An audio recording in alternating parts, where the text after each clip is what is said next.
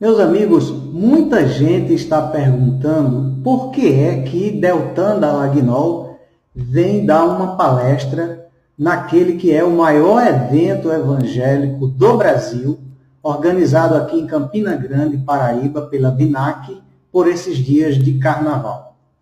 Com que objetivo e por que arranjar um tema para Deltan Dallagnol palestrar num evento de caráter religioso, cujo conteúdo é principalmente teológico?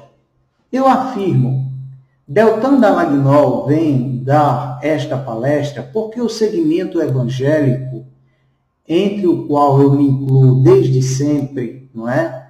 Como alguém que professa a fé cristã, né? Como alguém que foi consagrado diácono, presbítero. Eu sou cofundador de uma comunidade evangélica aqui em Campina Grande, professor de seminário teológico. Esse segmento evangélico, né, ele se constitui numa das pontas de lança mais importantes do projeto de poder político da extrema-direita no Brasil. Apesar de nós sabermos, não é, o presidente Jair Bolsonaro ser uma pessoa de pouco apreço à verdade, né, que está cercado de uma rede de pessoas a difundir mentiras pelo Brasil, tem sido assim, né, desde a campanha. Apesar de ser uma pessoa de índole violenta, né, que estimula o ódio social e a violência, apesar do seu projeto econômico realmente massacrar os mais pobres, os mais fracos, os segmentos sociais desfavorecidos da sociedade brasileira. Apesar disso tudo, os evangélicos são quem mais dão apoio ao projeto político de extrema-direita de Jair Bolsonaro.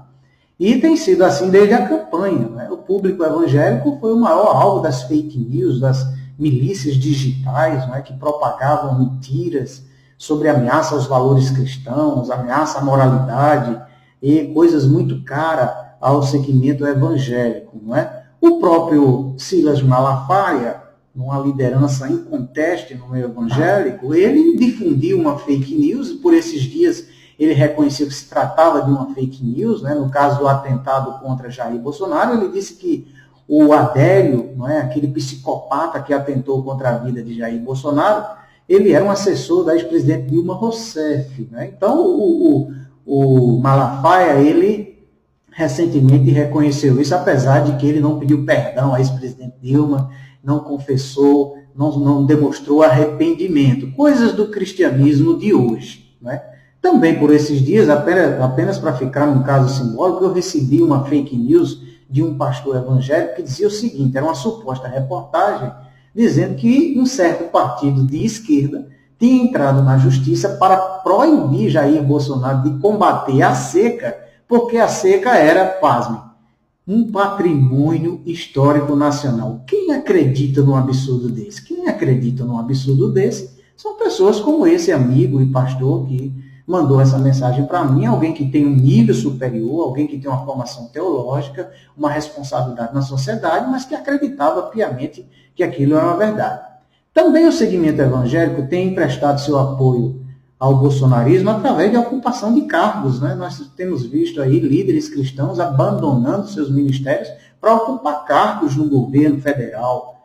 Também o segmento evangélico dá reforço ideológico, não é? A ideologia da própria extrema-direita. Né? Tem se feito aí peripécias interpretativas e teológicas para reforçar determinadas ideologias da extrema-direita, até com textos bíblicos, né, de forma isolada, uma coisa assim apavorante. E também o segmento evangélico tem dado apoio ao bolsonarismo, em alguns casos, oferecendo a própria estrutura institucional para a criação do partido que o presidente quer criar. Nós temos visto aí na mídia nacional pastores, pasmem outra vez, presbiterianos, né? E oferecendo templos para que fosse feita aquela campanha de filiação ao partido de extrema-direita que Jair Bolsonaro quer criar.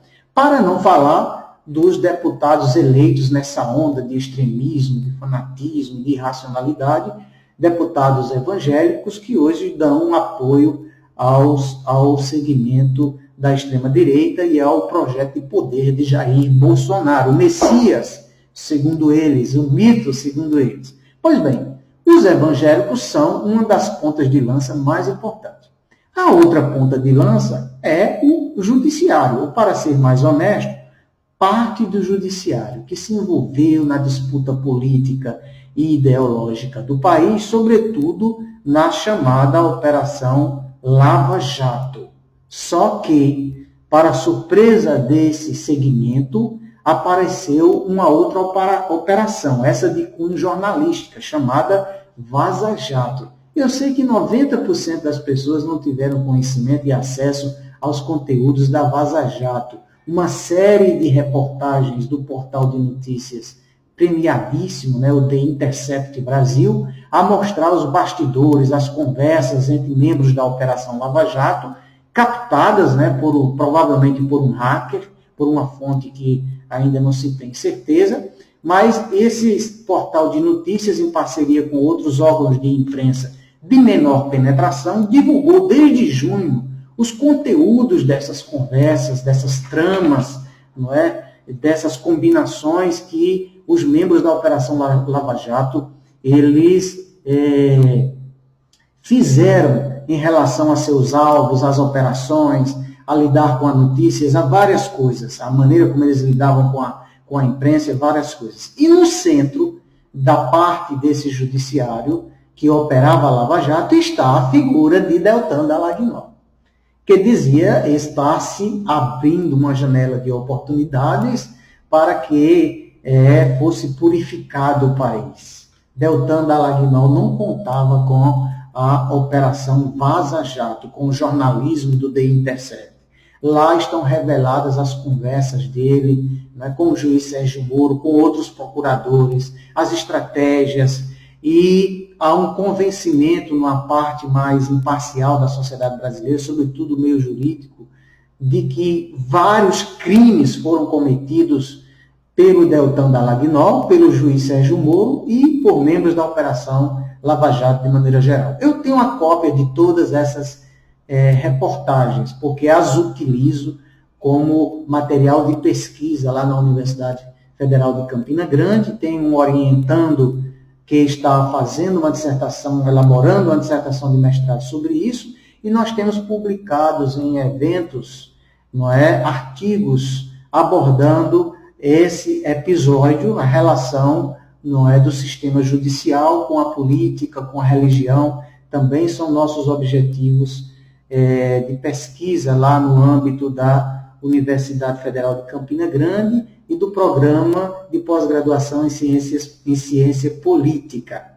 Mas aqui eu quero, em face desse material que nós já acessamos, dizer que o Deltan Dallagnol cometeu pelo menos 10 pecados em relação à sua atitude, ao exercício da sua profissão e em relação à sua condição, à sua condução, melhor dizendo, da Operação Lava Jato. E quando eu falo em pecado, é provocativo mesmo, é embasamento bíblico e teológico, que aqui nós não vamos ser exaustivos, mas eu vou apenas citar quais foram os pecados de Deltan Dallagnol. Claro, como alguém que é alvo da bondade, do amor de Deus, da misericórdia de Deus, a intenção aqui não é execrar o Deltan, e nem condená-lo, mas esperar que haja, como é necessário para todos nós, uma reflexão, um arrependimento da parte dele e uma confissão de todos esses pecados. Pecado número 1.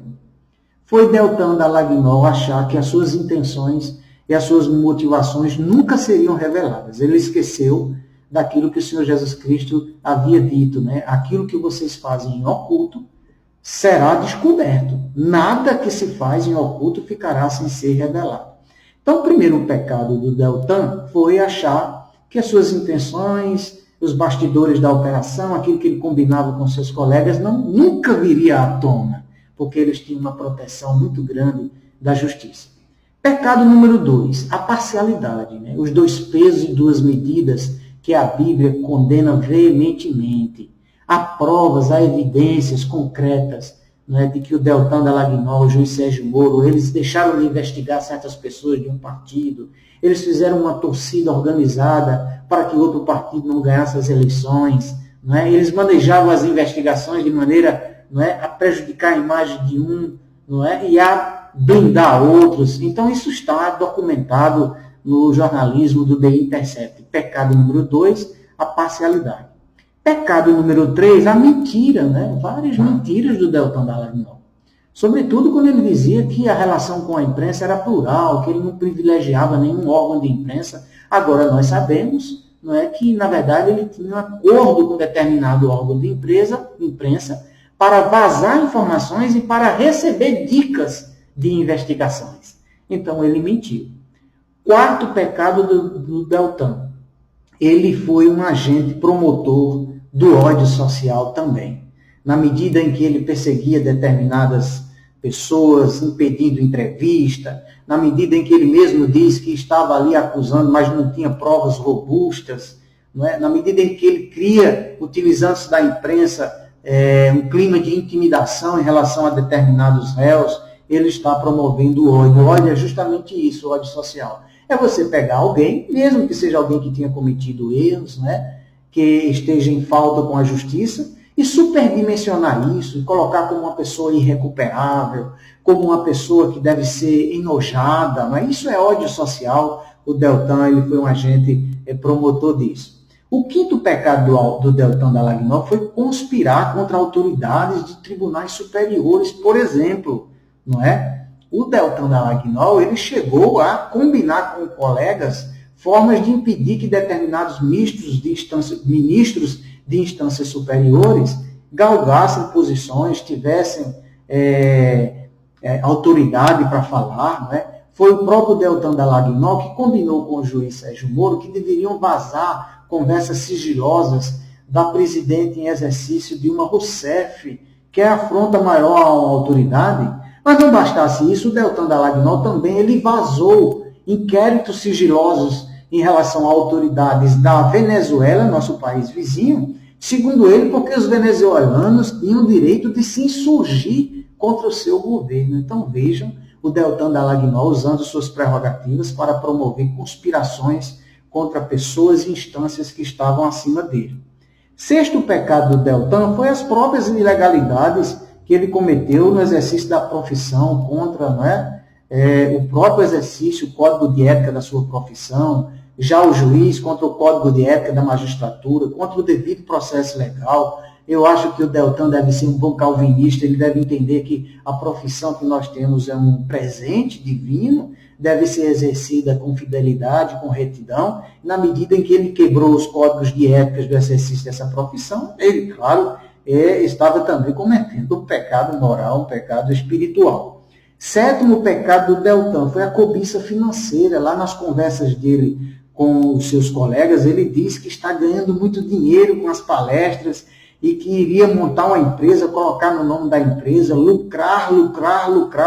Era em que pensava Deltan Dallagnol. Oitavo pecado do Deltan Dallagnol, a busca pelo poder e pela glória. Essa é uma casca de banana em que pessoas que têm projeção, que têm status, elas estão sempre vulneráveis. Sabem vocês que o Deltan chegou a combinar com seus colegas para que se construir uma estátua. Isso mesmo, uma estátua em homenagem à Lava Jato. E depois ele rascunhou um projeto que consistia em eleger deputados por todo o Brasil, deputados que representassem a Lava Jato. Veja, uma instância de investigação judicial do sistema judicial brasileiro se transformando numa agremiação política poderosa para controlar a política do país. Oitavo pecado, então, foi a busca por poder e glória. O nono pecado do Deltan Dallagnol foi a hipocrisia, Aquela coisa de dizer algo e pensar diferente, de aparentar o que não é. Então, quando essas conversas reveladas pelo The Intercept Brasil vieram à tona, nós tivemos, como evangélicos, alguns pelo menos, vergonha alheia. Como é que Deltan passava a imagem de alguém imparcial, correto, neutro, E de repente essa capa toda vem mostrar, essa capa sai e vem se revelar o verdadeiro caráter dele. O 10º e último pecado do Deltan Dallagnol é exatamente não reconhecer seus erros, não confessar seus erros, não é? Ficar manejando, manipulando o Conselho Nacional do Ministério Público para que ele não seja punido. Lá ele tem vários processos, não é? E ficar aí ignorando a realidade, querendo ainda pousar de arauto da moralidade, não é? E esconder, não é? Nem negar, nem confirmar as conversas dele que vieram à tona. Isso tudo é uma atitude de alguém que ele não tem capacidade de reconhecer seus erros, de se retirar de cena, de pedir perdão, de confessar, como deveria ser praxe para um cristão. E por causa disso mesmo é que nós esperamos que agora em 2020, na consciência cristã, estamos pedindo que isso aconteça.